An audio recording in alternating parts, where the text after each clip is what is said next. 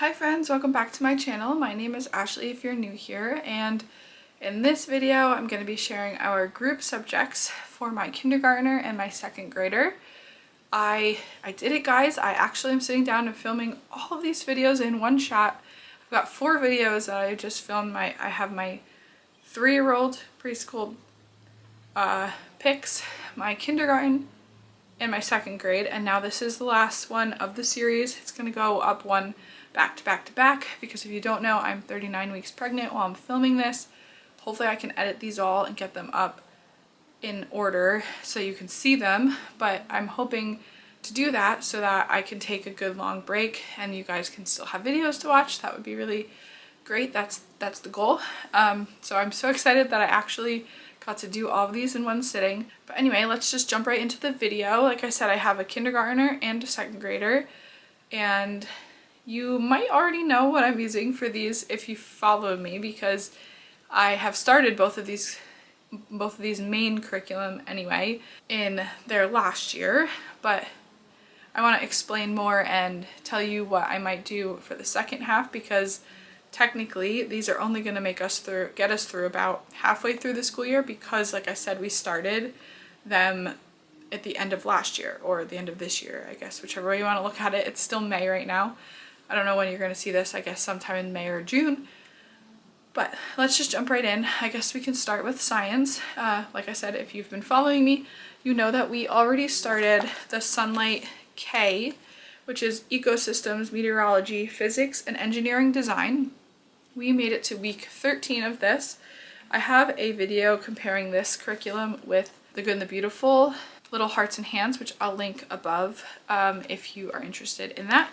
But we made it to week 13 in both of those curriculum, ironically. We are going to be finishing this up in the beginning of the year for sure. What ended up happening this year with this is that the science experiments, we just never got to it because I usually only homeschool 4 days out of the week, and then we had classes that we took on Friday with kind of like a co-op. And so I never really had time to do the science experiments, and so eventually I realized we were falling so far behind that I wanted to wait until maybe there was a better time to start it. I was pregnant all throughout this school year, and so obviously in the very beginning I was really tired, and so I just didn't get to the science experiments. They do have the videos though, and so next year I think what is going to end up happening is I'm going to lean more heavily on the videos and not hold myself to feeling like I have to do every single science experiment. And I'm going to try to lean on my husband a bit more and see if maybe he wants to do more with them, because he said he would be open to doing them in the afternoons or on the weekends. So that's the plan. We're not going to do this very slowly, trying to make sure that we get through every single experiment, because the boys really enjoy the videos. And so if that's what they use majority of the time, I'm fine with that. So I have the books here because I thought it'd be fun to just show you if you haven't seen this curriculum or you aren't familiar with this level in particular. It comes with the science experiment book, which is very hefty.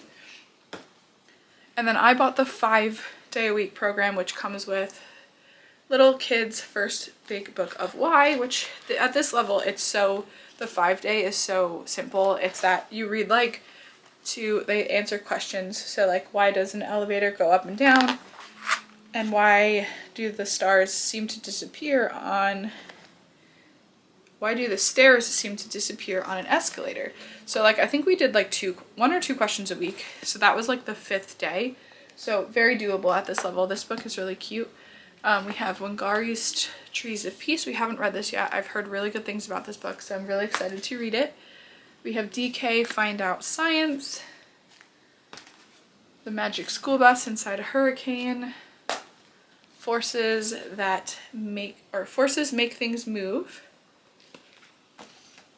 Why Do Elephants Need the Sun, From Seed to Plant.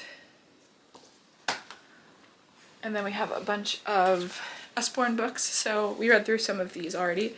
Reptiles, Rainforests, Weather, Ants, and Bees and Wasps. So that is our science. We are going to be using this one for the first half of the year at least, and then I'm considering switching. I guess I'll just tell you now because it is technically part of my curriculum choices. I obviously have not bought it yet. I'm considering switching to Noeo Science. I think that's how you say it, Noeo. It's very similar to Sunlight, but it looks very intriguing because I like that it doesn't do different science topics. You explore one at a time. Like, I think it's like physics, chemistry, biology, maybe something like that. And then they have different grade levels essentially for them. Not like full on grade levels, but like level 1, level 2, level 3, which is a range like Sunlight has. So that is my tentative plan for the second half of the school year. I'm very excited about it. So yeah, that is science. Okay, so moving on to, I suppose, history, Bible, literature, which again, if you're following me, you know that we've already started the kindergarten one, Intro to the World Cultures, and we are absolutely loving this. I guess I will break it down though into each individual subject, at least for Bible, because I have other resources that I've added in to the Sunlight Bible, although we have fully enjoyed the Sunlight Bible. Let me just talk about that first, where it's the Urgermeyer's Bible Storybook. This book is awesome. It is kind of long, but it's pretty good for the age range that they say, like kindergarten to second grade. It feels like you're reading the Bible versus just reading stories out of the Bible, if that makes sense. It's like tracking a storyline versus just hearing about the different people, which is really cool to do, I think, with them at this age. So that comes with the curriculum. It also has you memorizing scripture, which it comes with songs that help you do that, which I honestly have not been doing. It's one of those things that I would just like love to get to, but just haven't. So maybe next year we'll add that in. I'm not sure. It would be really cool, especially considering if we just use the songs, because I feel like that would really work. But I had also bought memory cards that I used in Shane's kindergarten year that really worked. Like, he has a lot of them memorized, but I eventually stopped using them, and so I've had in my head, do I want to use those? I'll post a little picture. I forget what it's the company that is that sells them, but I'll post a picture and I'll link them below if you're interested, because they're really cute to like hang on your wall. And like I said, they were working. We were memorizing them, and then we just kind of fell off. So I was trying to decide, should I do Sunlights? Should I go back to using those? The jury's still out what I'm gonna do because I'm not sure. So another resource we have is Indescribable, 100 Devotions About God and Science. We were using this when we were reading through Sunlight's preschool Bible. So before we got to this one, we were reading through the Sunlight P program's Bible, and we were used to read a devotional as well because those stories were much shorter. We don't usually read this one right now. I think I might use this for over the summer because I don't want to get too far ahead in the Bible and then fall behind in the others. So we probably are going to use this over the summer because we were enjoying this. I do like this a lot. And then another thing that my older son really loves, it's just too advanced for my younger son, but Window on the World, where it teaches them about all different cultures and countries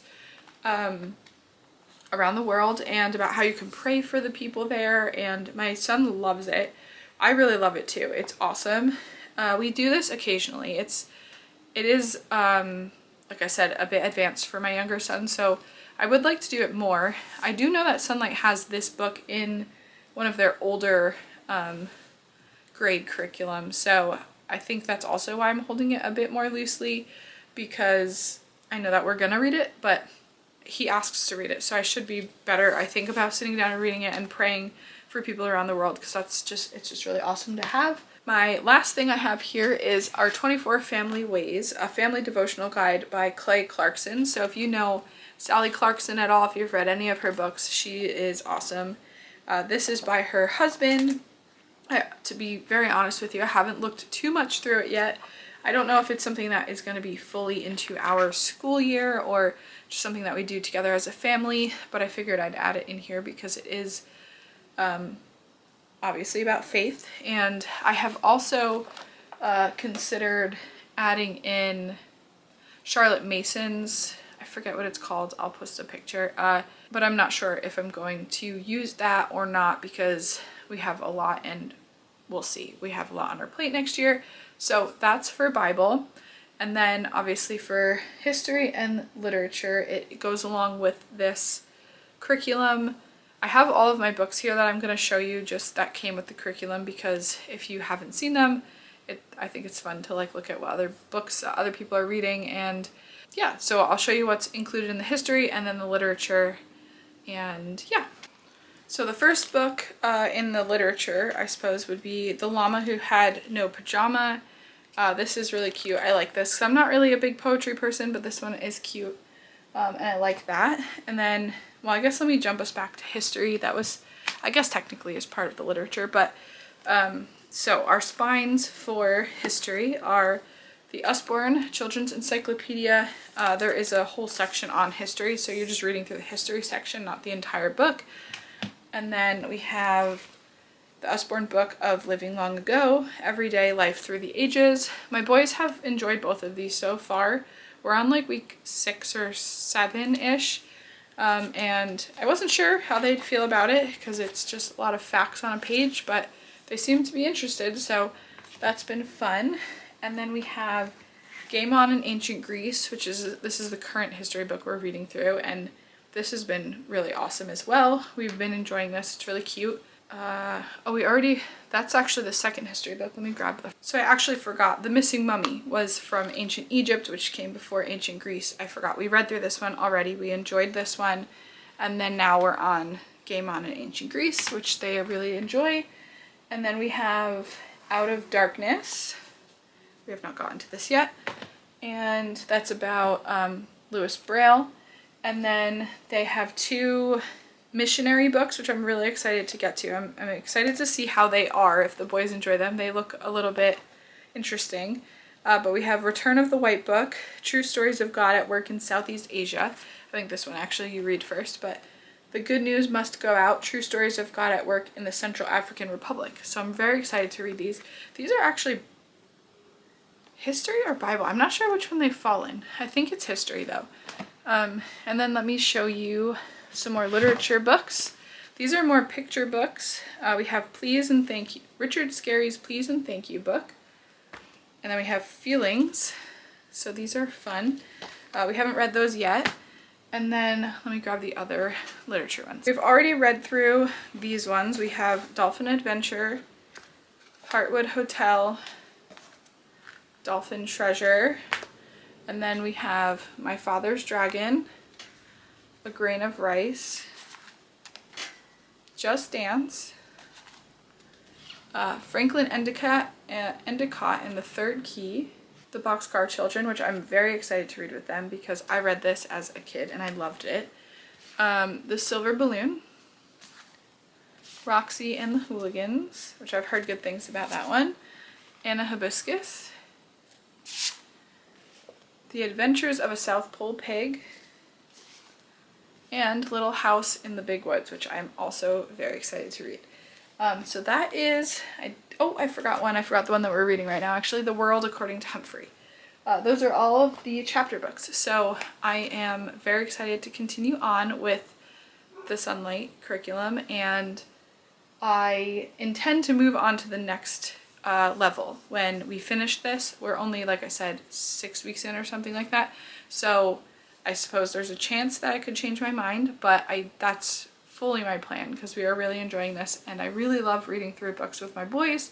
So those are our group subjects. I don't know if I'm forgetting something. I hope I'm not, but thank you so much for watching. Don't forget to subscribe if you're new, and I will see you in the next one.